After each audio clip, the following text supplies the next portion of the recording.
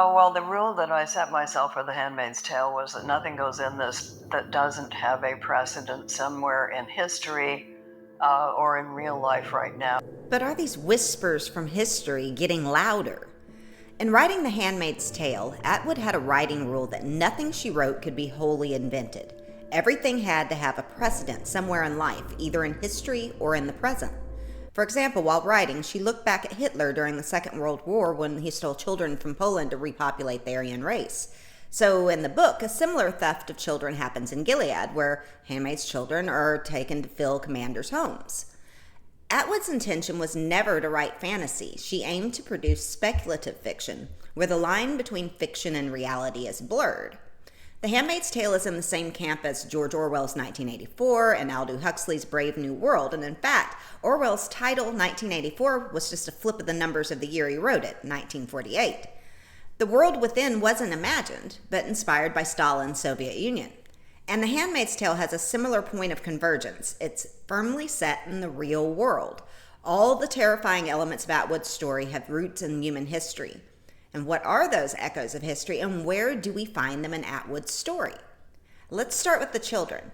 While the handmaid's task is to bear children, those children are taken from them and raised by families in a higher class. This is a chilling parallel with Hitler's Lebensborn, in which children from occupied territories, particularly Poland, with Aryan physical traits, were abducted and raised by German families in an attempt to bolster the master race. And in The Handmaid's Tale, history is repeating itself. And another telling echo is from Romania and Eastern Europe, where Atwood had read about the most extreme control of women's bodies. Nicolae Ceaușescu's dictatorship banned abortion and contraception in the 1960s. Women were made to have babies, and doctors kept records of their menstrual cycles to be sure they weren't secretly expelling fetuses. And Gilead's control over women's wombs is similarly horrific. We still had our bodies. That was our fantasy, Margaret Atwood wrote in The Handmaid's Tale. But Atwood also draws on U.S. history. She has remarked on the tug of war between fundamentalist theocracy and democracy that's been evident in the U.S. ever since the days of the Puritans.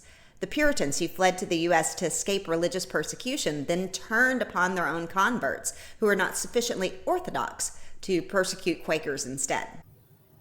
And you can see two tendencies playing themselves out in American history over time, and one of them is the tendency towards a fundamentalist theocracy, and the other one is a tendency towards a more egalitarian democracy. Now, fast forward to now. If The Handmaid's Tale has its roots in history, then what accounts for its current popularity and prophetic impact?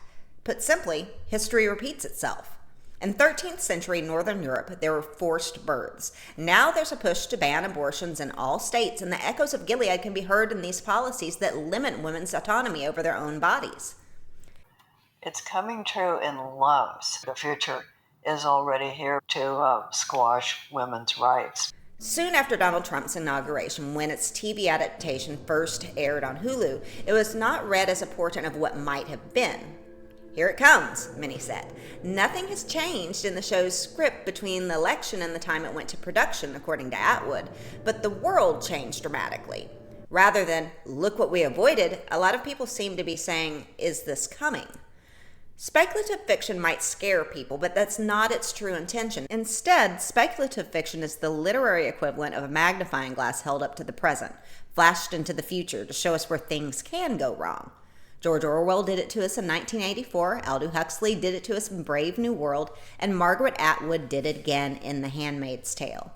The future, Atwood said, is already here, but it's unevenly distributed.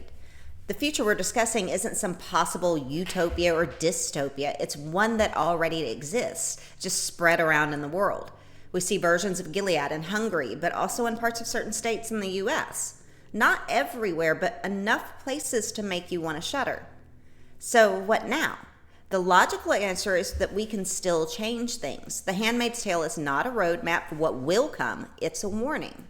And Atwood herself says that she would rather people read her book and say, thank God we won't let that happen. But here we are. The alarms are wailing. We have to pay attention. We have to be informed. We have to care. You would much prefer when you write a book like this that would act as a do not do this sign and that people would then not do it. Let's take her words to heart and make sure this dystopia remains fiction. And before we end, I want to thank each of you who have subscribed because we've met the goal of 1,000 subscribers plus some.